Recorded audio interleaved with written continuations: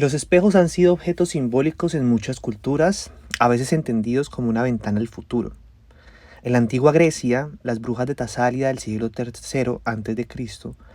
usaban los espejos mágicos para consultar el mundo espiritual y después escribir con sangre sus oráculos. También los speculari, antiguos sacerdotes de la antigua Roma, los utilizaban para ver el pasado, el presente y el futuro. Los espejos también han sido entendidos como un puente a otro mundo. Hoy en día los espejos están hechos con polvo de aluminio, pero los egipcios usaban cobre pulido.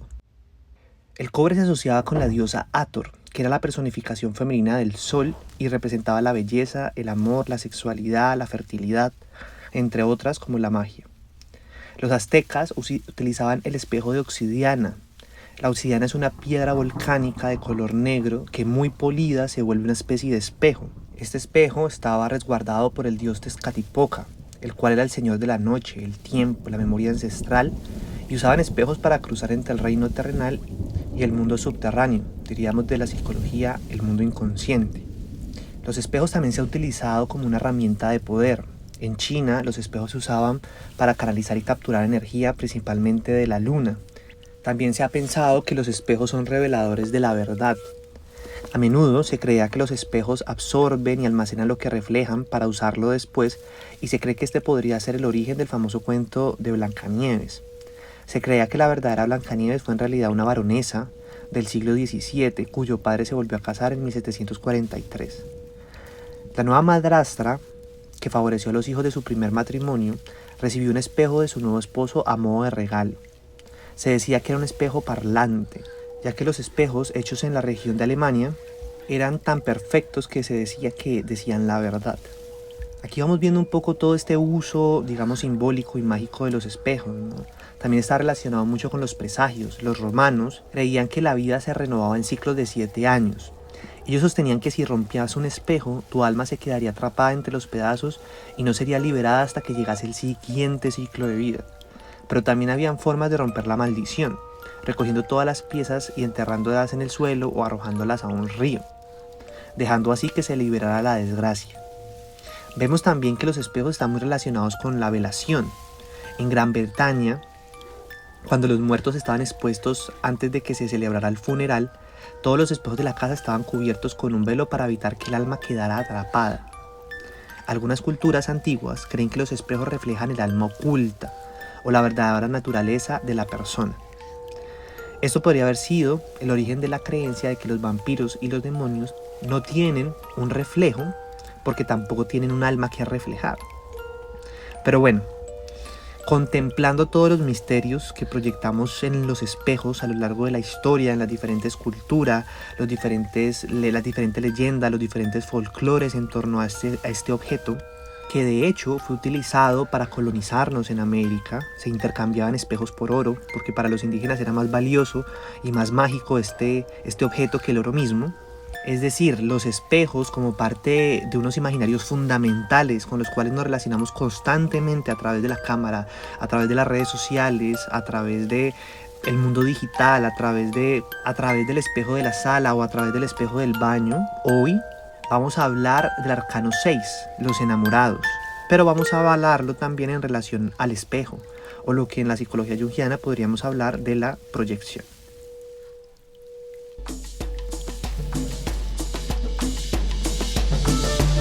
Reimagina Podcast. Volver a imaginar lo imaginado. Bienvenidos a este espacio para la psicología profunda con alas del cóndor. Soy Yael y me dedico a crear espacios para la salud mental y el autoconocimiento, y voy a acompañarlos en este episodio.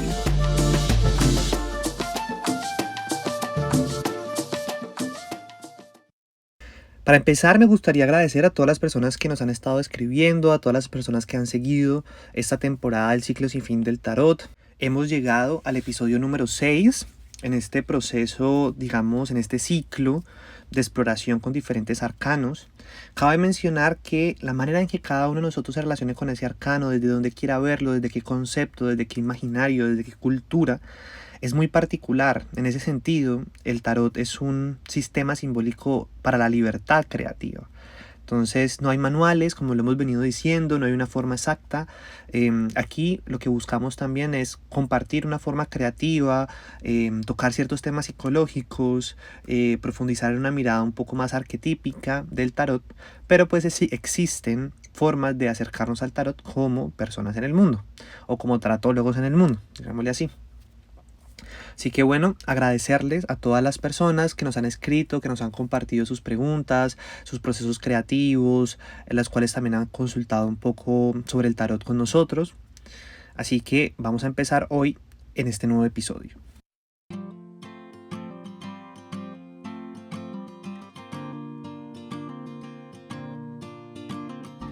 Muchas de las ideas expresadas están implícitas en el número 6, el cual es único en muchos aspectos. Pitágoras lo llamó el primer número perfecto. Simbólicamente se dibuja el 6 como la estrella de 6 puntas. Esta estrella se compone de 2 triángulos con sus vértices señalando uno hacia el cielo mientras que el otro señala hacia la tierra. El triángulo primero se conoce como el triángulo de fuego y el segundo como el triángulo de agua. De esta manera, el triángulo masculino y la emoción femenina se juntan para crear una nueva y brillante, una nueva forma, una nueva geometría que vendría a configurar la estrella que guía el alma en su viaje. El triángulo superior señala a Eros, ¿sí? Y el triángulo superior señala el destino. Entonces aquí vemos la unión entre Eros, como esa fuerza de la cual hemos venido hablando, esa fuerza magnética, ¿sí? Esa fuerza del deseo que orienta, con el destino, que en otra manera es ir haciendo, ese ir tejiendo alma. Aquí hablamos entonces del número 6, si lo podemos relacionar con la perfección, cómo entender esta perfección, sobre todo una perfección que nos lleva muchas veces hacia el caos, hacia la indecisión, hacia la incertidumbre, hacia el desgarramiento. Entonces, este arcano que se llama los enamorados, la pregunta es también qué es lo que entendemos por enamoramiento y por ende cómo se diferencia ese concepto de eso que llamamos amor. Así que vamos a empezar este podcast con una pregunta y es cómo nos relacionamos con esto que cultural, social e históricamente hemos llamado amor. Hemos querido retratar con Junior como portada para este podcast el arcano de los enamorados, inspirado en el dilema de los erizos de Schopenhauer sobre los complejos de las relaciones humanas. Les comparto brevemente este fragmento de Schopenhauer. Un día helado de invierno, varios erizos se apiñaron muy juntos para, gracias al calor mutuo, evitar congelarse. Pronto sintieron el dolor que les causaba las púas de los otros, lo que los hizo separarse nuevamente. Pero la necesidad de calor los volvió a unir y se repitió el retroceso de las púas, de modo que quedaron atrapados entre 2 males, hasta que descubrieron la distancia adecuada de la cual podían tolerarse mejor el uno al otro. Aquí podemos adentrarnos un poco en esta metáfora del encuentro con el otro, ese otro que nos enamora, pero que al mismo tiempo nos conecta con nuestra fragilidad y nuestra vulnerabilidad, lo cual al mismo tiempo es fundamental a la hora de relacionarnos auténticamente con el otro. No obstante, asumimos el riesgo de que estar vivos es al mismo tiempo un encuentro con el dolor más profundo. En este dilema que nos plantea Schopenhauer, vemos la dualidad entre el aislamiento y el peligro que supone el encuentro con otra conciencia. Un dilema que nos invita a contemplar el vértigo del vacío, que se abre también en ese encuentro con el otro. Es la monotonía la que nos une, cómo se desplazan nuestras sombras, demonios y aspectos desagradables a la hora de juntarnos o acercarnos. También nos habla un poco de esa ética de la amistad, que es la que nos permite vincularnos, aunque tengamos espinas. No obstante, nuestras demandas o necesidades de calor siempre serán satisfechas imperfectamente y tendremos que aprender a vivir y cohabitar con nuestras espinas. ¿Cómo hacemos para evitar que el otro nos hiera?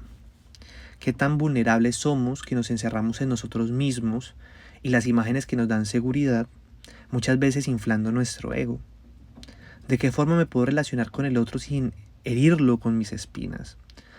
O sin que me rompa en 1000 pedazos con las suyas.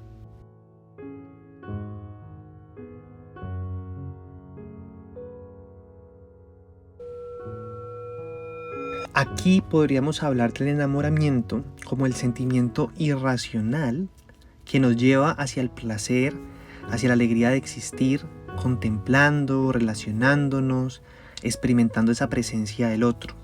En nuestra cultura, y quizás en muchas culturas antiguas también, el enamoramiento se entiende muchas veces como una especie de iniciación, como un ritual de iniciación. La primera vez que nos enamoramos es como un nacer en cada momento. Al mismo tiempo nos inicia en la conciencia de la impermanencia, pues el enamoramiento es un ciclo, como bien lo representa el mito de Cupido, que lo vemos muchas veces en la representación del arcano de Marsella, o también en el arcano de Waite. Es pasajero, así de fugaz como nos eleva por los cielos, también nos confronta con la caída. Si vemos la simbología que aparece en el tarot de Marsella, vemos a Cupido como un niño travieso, un niño que nos atraviesa con sus flechas, ¿no? En efecto, el enamoramiento nos hace niños nuevamente, nos lleva al juego, al eterno presente, nos atraviesa de manera irracional. No obstante, el enamoramiento es una especie de Dios que nos hechiza, y a veces, o muchas veces, es una etapa que no va mucho más allá de ese hechizo. Pues el enamoramiento a veces nos confronta con un espejo en donde hemos proyectado nuestras propias fantasías, pero el otro siempre es más, mucho más que un espejo, y esto es fundamental. En efecto, relacionarse con el otro como un espejo no es relacionarse con el otro como otro, y a veces nos quedamos en el juego de niños, en la travesura, en el placer del encuentro fugaz. En ese sentido es muy diferente el amor que va madurando con el tiempo y que lo atraviesa la fuerza del reconocimiento y la incondicionalidad. Si hay algo que muchas veces trabajamos en los procesos de psicoterapia, que es muy contemporáneo, muy propio de nuestra época, es el miedo al compromiso, sobre todo cuando vemos el compromiso como obligación, como deber, como disciplina, como si de una otra manera fuese una especie de castigo que nos lleva a normalizarnos, a obedecer, a seguir con un régimen o una forma de vida que no corresponde a lo que realmente somos.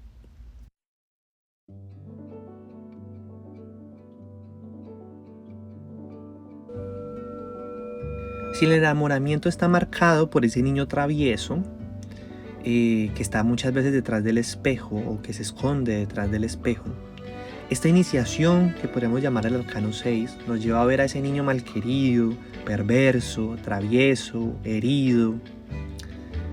Aquí, de una u otra manera, el ego se encuentra con sus propias proyecciones. Es decir, el enamoramiento nos confronta con nuestras propias proyecciones, con nuestros propios abismos internos. Es como si nos confundiéramos, nos fusionáramos en un enredo, en una incertidumbre con el mundo psíquico del otro. La pregunta es, ¿hasta qué punto ha salido de la relación simbiótica ese niño interno con su familia, con su padre, con su madre, para ir más allá de sus espejos, más allá de su propia memoria histórica, de sus propios traumas, de sus propios complejos? Es decir, ¿qué tanto ha podido quebrar el espejo de esa forma en que ha entendido el amor con su familia, sea digamos de manera constructiva o destructiva, para poder entonces abrirnos realmente a conocer otra vida, a conocer otro, a conocer el amor? Es decir, cuando el espejo del enamoramiento se rompe, es que nos abrimos realmente a la posibilidad del amor. Es importante que también podamos contemplar que el niño interno, ese niño cupido, ese niño travieso, está cargado de una serie de imágenes que, así como lo pueden potenciar, también lo aniquilan, lo desmiembran. Veamos un poco lo que hablábamos de Dionisio desmembrado en el útero de la madre. Y de una otra forma, ese niño tiende a la regresión. Nuestra alma tiende hacia los lugares oscuros que habitó el niño. En ese sentido, nuestra alma tiende a aniquilarse, esperando, buscando, anhelando eso que ese niño no recibió, o eso que ese niño deseó, o ese capricho no resuelto.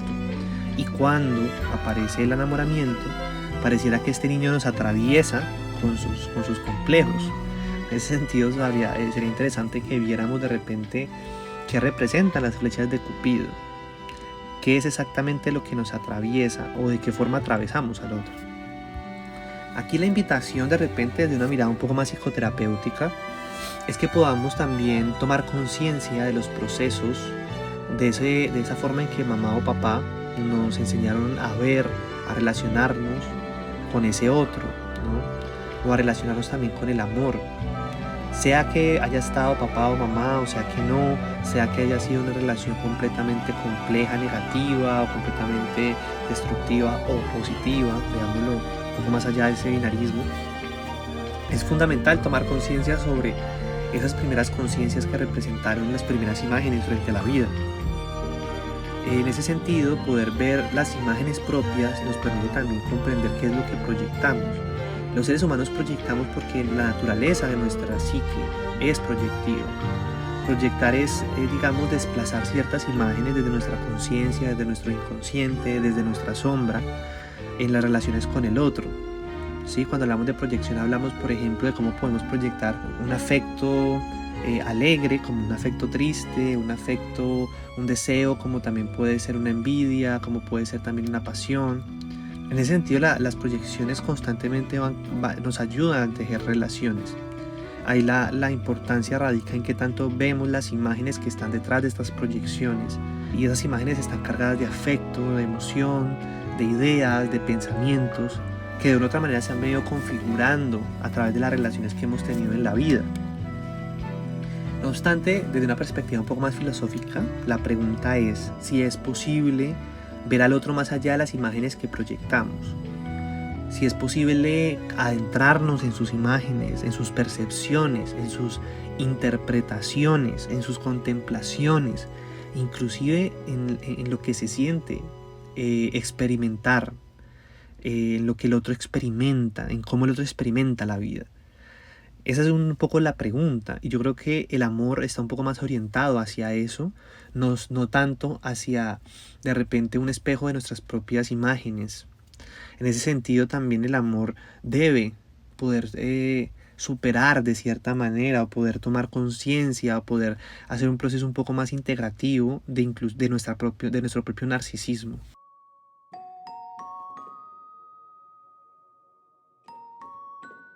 Cuando hablamos del proceso de integración de nuestros complejos maternos y paternos, estamos hablando de esos complejos primarios, pues papá y mamá son las primeras imágenes que tenemos del mundo y por supuesto las primeras experiencias afectivas, tanto de lo que podamos llamar como amor o como odio. Cuando entramos a profundizar en las constelaciones del amor con papá o con mamá, como también a lo largo de la vida lo vamos a experimentar con hermanos, con amigos, con colegas, con pareja, tomamos conciencia de la fragilidad de nuestra psique. Es decir, entendemos que el alma por naturaleza experimenta un sufrimiento, un dolor, una afección. En ese sentido, eso que nosotros llamamos patología es parte de la naturaleza. No es simple y llanamente una categoría médica de control o diagnóstica para enfermarnos.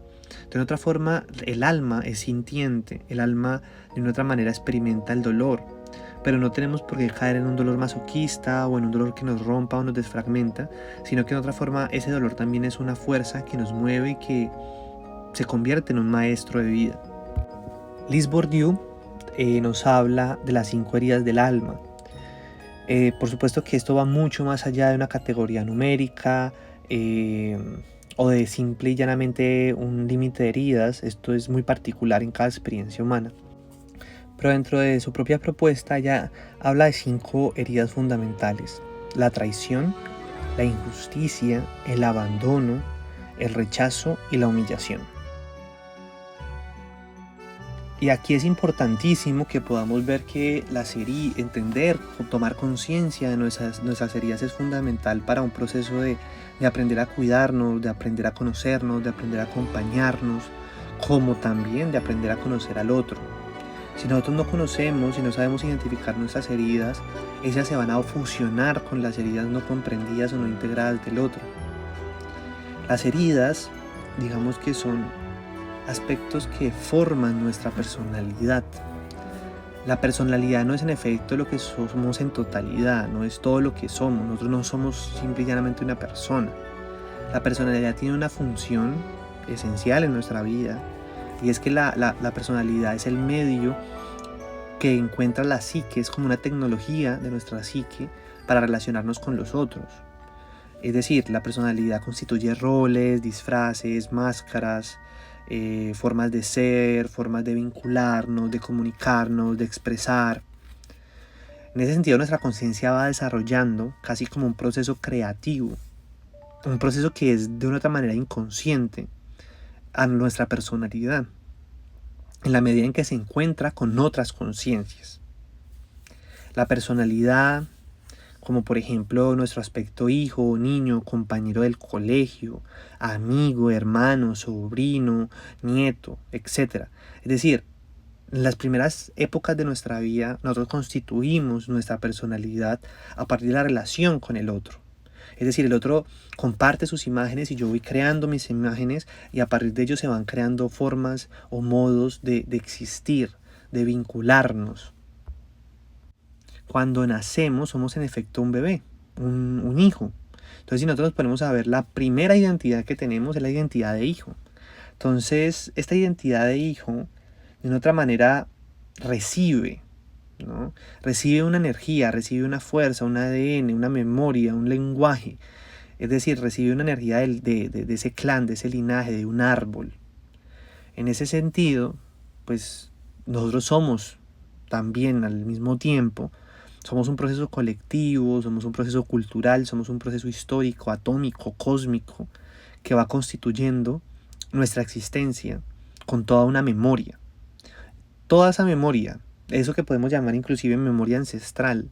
Y aquí no veamos solamente la memoria ancestral como si eso fuese algo, cuando hablamos de culturas antiguas del pasado, de culturas indígenas o nativoamericanas, sino que permitámonos ver que lo ancestral es entender que tenemos una memoria atómica, celular, psicológica, afectiva, de un clan, de una familia, de una cultura, etcétera, que constituye y que configura eso que somos. Entonces conocernos a nosotros mismos es también conocer nuestra ancestralidad, conocer nuestras imágenes y de dónde vienen esas imágenes o por qué contamos con esas imágenes, y al mismo tiempo cómo poder reimaginar, resignificar esas imágenes de una otra manera cuando no nos permiten potenciar nuestra vida. Yo me atrevería a pensar que cuando hablamos del amor y de la herencia del amor, es precisamente en la infancia cuando recibimos esta herencia, y con ella recibimos complejos tanto positivos como negativos, y heredamos precisamente eso que llamamos heridas transgeneracionales. Entonces aquí en este arcano, que suele representar un momento específico, un momento en el espacio, permitámonos contemplar tanto la imagen que hemos creado para este episodio, como la imagen de los enamorados en el arcano de Waite, o en el de Marsella, o en cualquier arcano con el cual ustedes cuenten. Y en otra forma, permítanse ver que es un arcano que nos habla de un espacio, de un encuentro, a veces entre tres personas, o entre dos mujeres y un hombre, y se habla de que hay una tensión, de que hay una confusión, que de otra manera también hay una contradicción en este arcano, que nos habla de un proceso en que de repente un joven no sabe cómo decidir entre una mujer y otra, o entre la relación con su madre y con su mujer, con su esposa. En ese sentido se dice que este arcano constela algo muy importante, y es que es una tensión, es una indecisión que nos lleva más allá de nuestro ego, más allá del yo, más allá de la personalidad. Es decir, aquí la conciencia frente al enamoramiento, frente a esto que llamamos amor, se ve en un lugar, en una situación que lo lleva más allá de los límites de su propia conciencia. Aquí nos encontramos con la conciencia realmente del otro, y por ende hay un magnetismo que nos confronta con la vida misma y con sus complejidades. Tratemos cada uno de nosotros de conectar con esas primeras veces en donde nos hemos enamorado, o si en este momento estás atravesando por esa situación, ¿sí? Y permítete ver qué se despierta en mí en ese encuentro con el otro.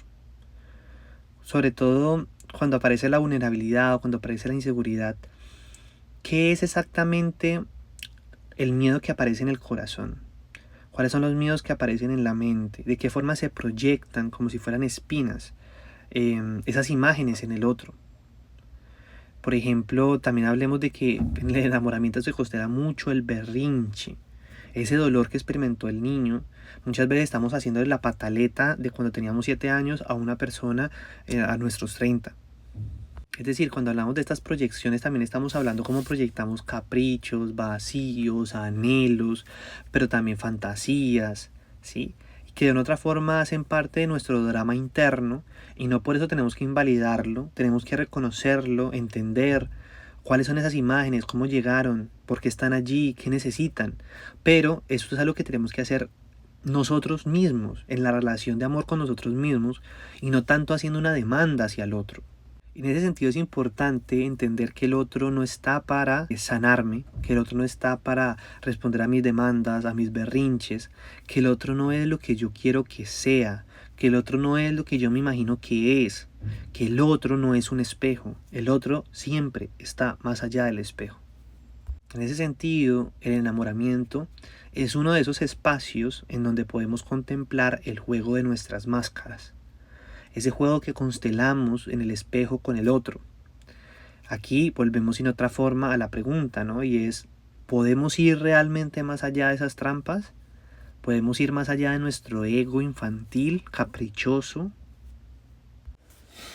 En el psicoanálisis, Freud habla del complejo de Edipo y del complejo de Electra. No quisiera dedicar este episodio a profundizar en esto. Desde la psicología junguiana nosotros lo vemos como procesos simbólicos, más allá de procesos literales o trastornos. Nos interesa un poco más ver el complejo de Edipo como ese proceso afectivo, tanto del hijo como de la hija en el complejo de Electra, hacia el padre y hacia la madre, ¿no? Recuerden que desde una perspectiva básica se dice que el complejo de Edipo es este enamoramiento hacia la madre y el complejo de Electra este enamoramiento hacia el padre, ¿no? De la hija al padre. No quisiera entrar mucho en un análisis sobre esto porque esto requiere todo un tema de entrarnos sobre todo en la mitología de cada uno de estas narraciones míticas, ¿no? Pero hay algo clave en esto y es comprender que la relación con nuestra mamá y con nuestro papá, que estudiar estas relaciones, esto que llamamos integrar estas relaciones es clave a la hora de comprender la forma en la que yo amo. Entonces, en ese sentido es fundamental preguntarnos, y yo creo que eso es clave a la hora del proceso de madurez, y es de qué forma amo, de qué forma me gusta amar, de qué forma puedo amar, de qué forma no me gusta amar. Y esas son preguntas que de una otra forma nos llevan muchas veces a contemplar nuestra historia, nuestra biografía, nuestros vínculos, eso que de lo cual hemos estado como hablando en torno a las heridas inclusive. En ese sentido, cada uno de nosotros le corresponde tomar conciencia. Y no es porque vayamos a tomar conciencia absoluta o una verdad absoluta de lo que somos o de que el autoconocimiento sea un lugar absoluto al que llegamos, pero de una otra forma esta toma de conciencia podemos verlo un poco como ese ir tejiendo alma, ir tomando conciencia y que es un ejercicio que dura toda la vida. Si lo que queremos es encontrar tejidos auténticos a la hora de vincularnos con otros, pues hay que hacer este ejercicio. Si no, pues estaremos buscando constantemente a nuestra mamá, a nuestro papá en las diferentes relaciones de pareja, en amistades, en instituciones. Y lo complejo es que cuando estos vínculos están atravesados por el conflicto, las heridas, las sombras o los afectos o digamos los vacíos, los afectos digamos destructivos, ¿no? Pues requiere que nosotros aprendamos a cuidar de ellos o a tomar cierta responsabilidad frente a ellos, porque de otra forma lo que vamos a hacer es estar repitiendo constantemente el mismo ciclo. Diría Nietzsche, es como una especie de eterno retorno, el cual volvemos una y otra vez a estos lugares del pasado y sentimos como si la vida fuese una tragedia, un drama, en donde se repite una y otra vez el mismo dolor. A veces es inevitable que experimentemos esto, pero no obstante, la conciencia nos ayuda a movilizar imágenes, roles, patrones, modos de ser. En ese sentido la personalidad no es algo absoluto, la personalidad es algo que se transforma y que podemos transformar y que lo transformamos por medio de la conciencia. Un movimiento que se da entre lo inconsciente y lo consciente constantemente, pero que es cuando movilizamos aspectos hacia la conciencia que se transforma. Con esto no quiero caer tampoco en una mirada estereotipada o normativa de la psicoterapia, pues no hay un modelo perfecto de cómo relacionarnos, ni tampoco existe una paternidad, una maternidad adecuada, ni un padre y una madre completamente perfectos o buenos, o un modo perfecto de hacerlo, ni mucho menos vamos a alcanzar una integración perfecta de los procesos que vivimos a lo largo de la vida. Aquí, más que eso, la invitación es a que tomemos conciencia, precisamente, de esas experiencias, de esos complejos, de esos conflictos. En ese sentido, la psicoterapia es una herramienta para el conocimiento de uno mismo, precisamente. Un ejercicio que también, en la medida en que vamos fortaleciendo, nos enseña a conocer los otros. Yo creo que también parte de todo eso es que podamos conectar con una ética de la conciencia individual, con un reconocimiento de que soy una conciencia particular y que en otra forma el otro también es una conciencia particular, que es diferente en sí misma, que el otro tiene derecho a ser diferente, que yo tengo derecho a ser diferente, y una diferencia que también nos ayuda a vincularnos, no tanto a excluirnos o a separarnos completamente en la medida de lo posible, remitiendo un poco al dilema de Schopenhauer. Con esto me gustaría también que pudiéramos tomar conciencia de eso que llamamos hoy en día esa toxicidad, ese veneno, esa maldad que puede haber en nuestra conciencia, en nuestras proyecciones, cuando tratamos al otro como una parte de mí y no como un otro.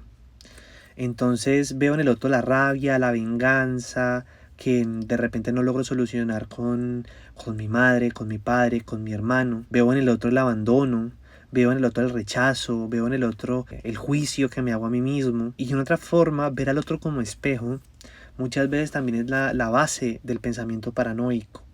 Constantemente veo en el otro lo que hay en mí y culpo al otro y juzgo al otro, cuando en otra forma es fundamental que veamos y nos hagamos cargo de nuestro propio espejo. Vería entonces el enamoramiento, el arcano de los enamoramos, como una especie de iniciación, como una confrontación hacia nuestras sombras. La caída de los enamorados es precisamente una invitación, después de esa ruptura, después de esa decepción, a ir hacia el mundo profundo. Veamos que la caída es literalmente caer en lo profundo, ¿no? Del inconsciente, de lo abismal, de lo que más nos aterra. Pero es precisamente en esa profundidad donde hay que preguntarnos quiénes somos. ¿Qué hay detrás de esto que yo proyecto, que yo le demando al otro? ¿Qué hay detrás de mis engaños? ¿Qué hay detrás de mis máscaras? Esa pregunta es fundamental. ¿Qué hay detrás de mis máscaras? Vamos a hablar también un poquito desde la simbología de este arcano. Por ejemplo, en el tarot de Marsella, la imagen del arcano nos habla de un joven en medio de una mujer madura y una mujer joven, ¿no? Aquí podemos ver el encuentro de la conciencia en medio del arquetipo de la gran madre y de la amada, ¿no? De la doncella. Veamos también que mucho de estas imágenes responden como a valores muy victorianos, ¿no? De repente, pues, si hablamos del tarot de Marsella. De otra forma, aquí también se habla de esa tensión que experimenta el hombre al separarse de la madre, ¿sí? Al separarse de esa relación simbiótica, de ese vientre, para conectar entonces con su propia alma femenina, con su propia ánima.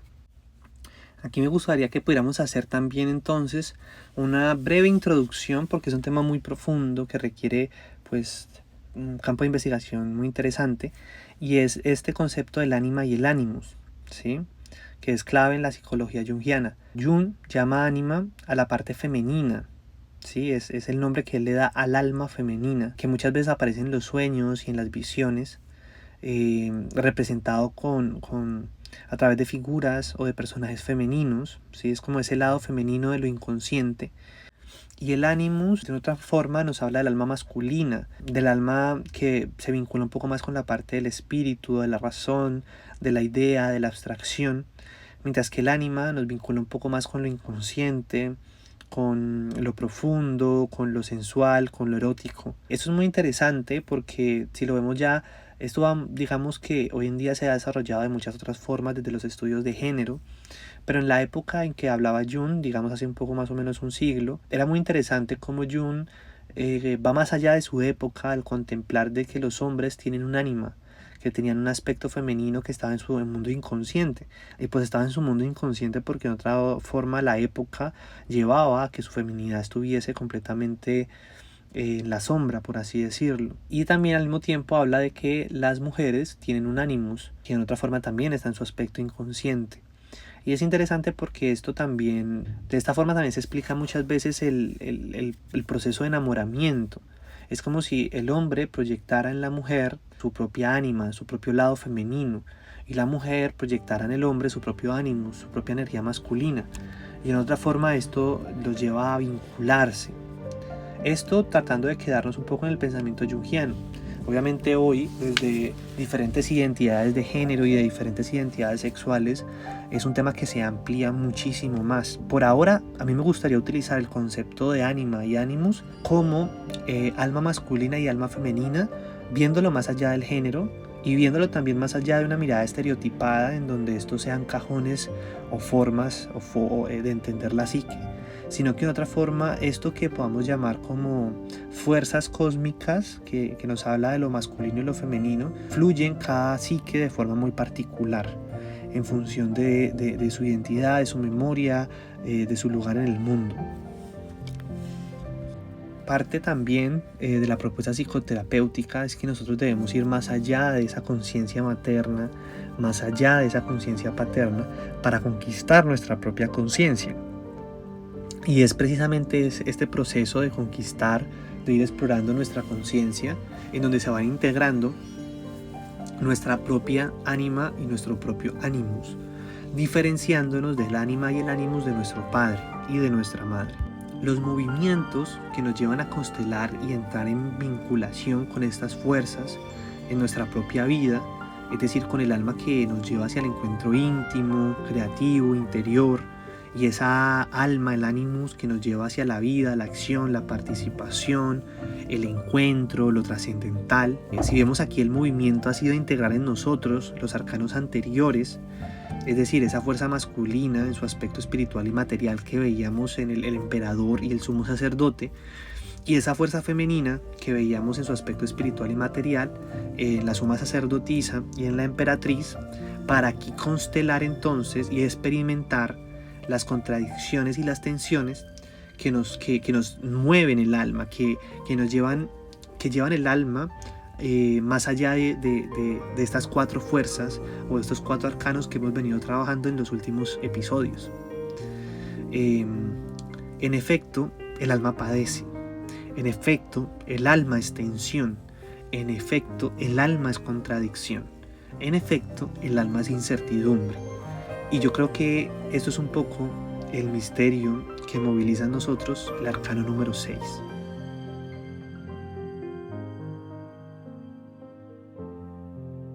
Como estamos viendo, aquí también este eros, este enamoramiento, esta tensión entre el amor y el enamoramiento, entre la ficción y lo enraizado, digámosle así, es ambivalente, ¿no? Es interesante observar que acá se contempla o se constela nuestro drama. Es como si nuestro drama brotara, ¿no?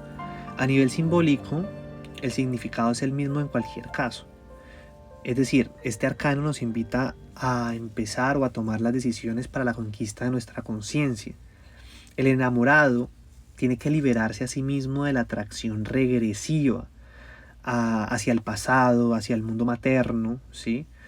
Veámoslo en términos muy literales, o sea, tenemos que dejar de ser niños mimados para aprender a vivir, ¿sí? Es como este es el rito de iniciación aquí, ¿no? Y ese ir más allá de ese mundo seguro, contenido, nos lleva también a conquistar nuestros propios territorios, a ir hacia los territorios desconocidos. Es decir, como si esto fuese una especie de nacimiento, ¿sí?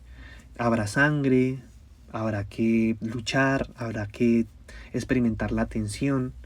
De cierta manera, el arcano de los enamorados también nos habla de una posibilidad o de una contemplación sobre el sacrificio. Hay que cortar un ciclo para que podamos conquistar o explorar nuevos ciclos en nuestra psique, en nuestra alma, en nuestra vida.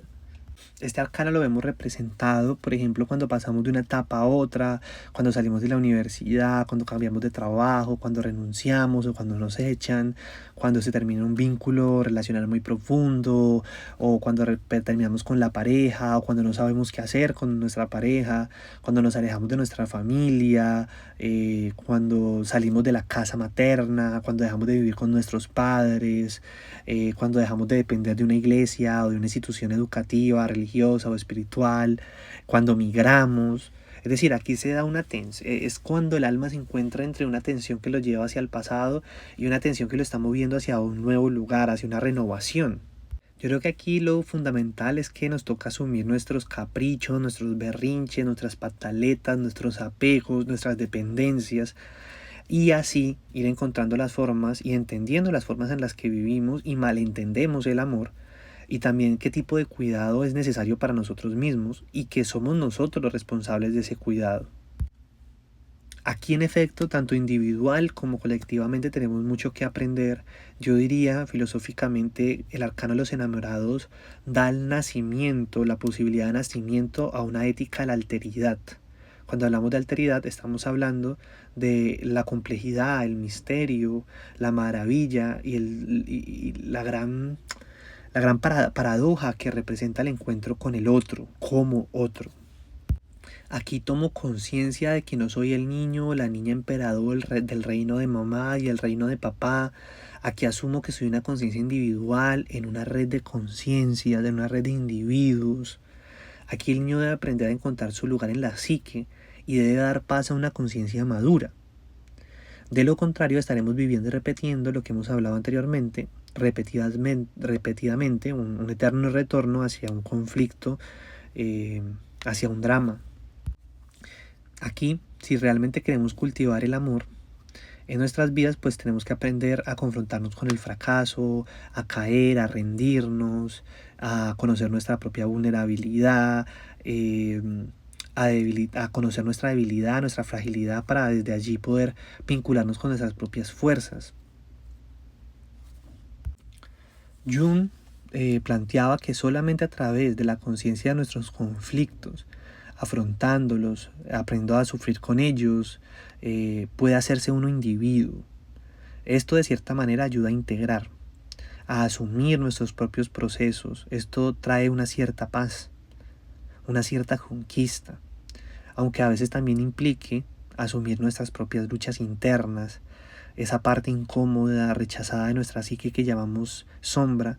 Es la parte fundamental a integrar, a empezar a integrar en este arcano, y que hace parte de ese ir tejiendo alma, ir tejiendo conciencia con nosotros mismos. Acá vemos entonces que el amor no solo se constela en relaciones de pareja, también nos atraviesa en los complejos entre hermanos, entre amigos, entre colegas. Siento que un episodio no es suficiente para hablar de todos los grandes misterios y todas las grandes preguntas que tenemos frente al amor. En ese sentido existen muchas formas de amor, como de odio, de tensión, de confrontación, de heridas, de encuentros. A mí me gustaría también, para cerrar este podcast, que una de las propuestas que hace Erich Fromm para ir más allá del enamoramiento, y poder conectar o empezar a sembrar lo que se llamaría el amor, está dividido en, digamos, 4 premisas. Primero, conocernos a nosotros mismos es fundamental para conocer al otro. Segundo, antes de cuidar al otro, tengo que aprender a cuidarme a mí para así poder cuidar del otro. 3, aprender a respetarme a mí mismo es aprender a respetar la individualidad del otro también. Y 4, la responsabilidad afectiva, tanto con mis propios espacios como con los espacios del otro.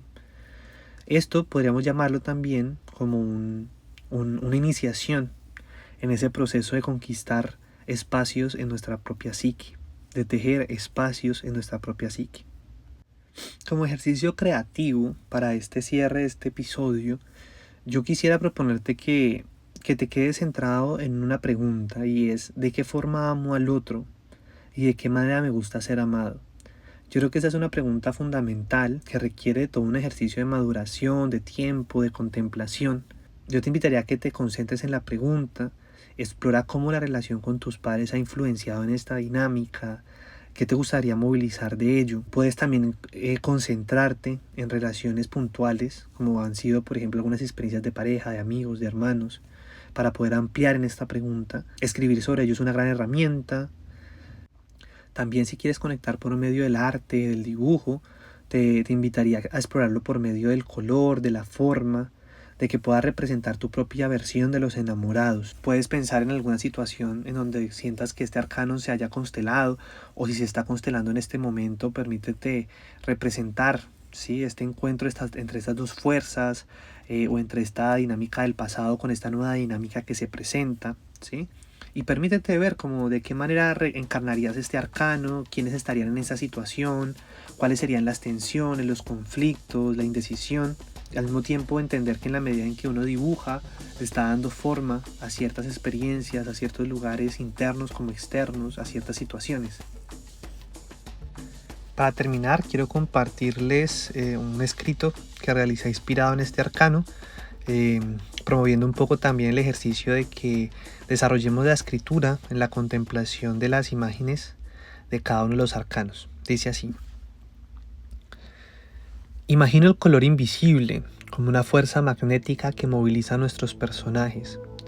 Soy la alegría del agua en movimiento, el reconocimiento en la mirada del otro, soy el éxtasis del río, el goce de la selva, la gloria de la cascada, soy el disfrute de todo lo que no soy. Soy la imagen auténtica que se moviliza por el cuerpo, soy renovación, cierre, instante, latido, impulso. El placer se hace aliento, suspiro, saliva, sudor. Soy deseo de unión, de movimiento, soy la penetración a la vida misma. Soy mensaje, impermanencia, flecha que desgarra y que da nacimiento. Me convierto en fuente de amor incondicional, contemplo la maravilla del perecer y el renacer. Soy el reconocimiento en mi mirada, en tu mirada. Soy el amor en el flujo, el glóbulo, el ADN, la célula en reproducción. Soplo en la mente, huracán en el corazón, flores en la lengua, instinto, rechazo, soberbia. Soy la fusión entre el actor y el espectador. Soy la brutalidad, el loco enamorado, el amor asesino, fatal, animal, caníbal. La necesidad de posesión, la incertidumbre del destino. Soy un ángel que estalla, que cae, me disuelvo en el cuerpo, rompo la dictadura del espejo, sano la herida de la comparación, asumo mi belleza, compro una casa en mi propio corazón, libertad del niño desmembrado, soy la campana del recreo. Soy la caída del disfraz en medio del baile, soy la cuna y el sostén en la soledad, soy el amor sin condición, mi isla se convierte en archipiélago, soy la interpretación que interpreta nuevas interpretaciones, alegría, pequeñez, derrumbe. Mis tentáculos son el amor por mi destino, por mis seres, por mis posibilidades. Soy la participación para que la vida siga siendo lo que es, mientras yo me reviento.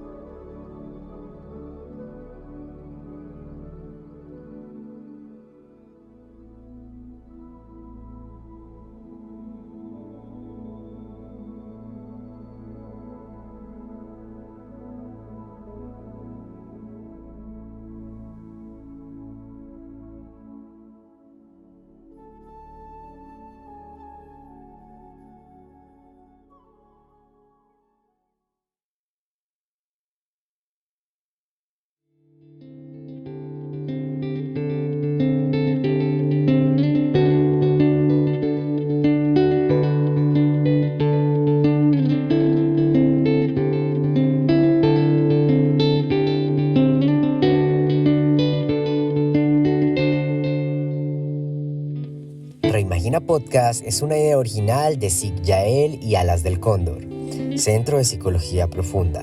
Creamos espacios para la salud mental y el autoconocimiento, buscando experiencias transformadoras de conciencia, integrando saberes ancestrales y contemporáneos.